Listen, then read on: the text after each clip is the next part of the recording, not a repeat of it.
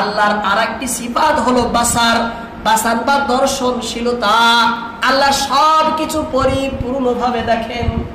আল্লাহ এমন ভাবে দেখেন যেমন ভাবে আর কেউ দেখতে পারে না। মানুষ দেখার জন্য সমান ব্যবধান থাকা দরকার। আমরা কোন বস্তু দেখবো, বেশি নিকটেও হলে দেখি না, বেশি দূরেও হলে দেখি না। দেখার জন্য ভারসাম্য এবং ব্যবধানমূলক দূরত্বে থাকতে হবে।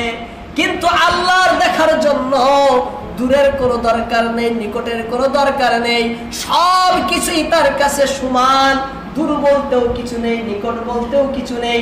সব কিছুই পরিপূর্ণ চূড়ান্ত ভাবে তিনি দেখেন, চূড়ান্ত ভাবে তিনি দেখেন।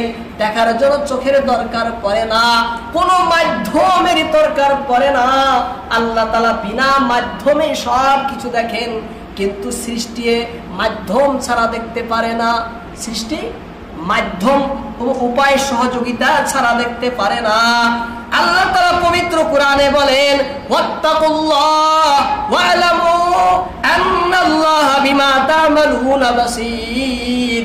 আল্লাহকে ভয় করো, আল্লাহকে দেখে তোমরা ডরাও এবং জেনে রাখো তোমরা যা কিছু করছো আল্লাহ তা প্রত্যক্ষকারী, পরিপূর্ণভাবে প্রত্যক্ষভাবে দেখতেছেন।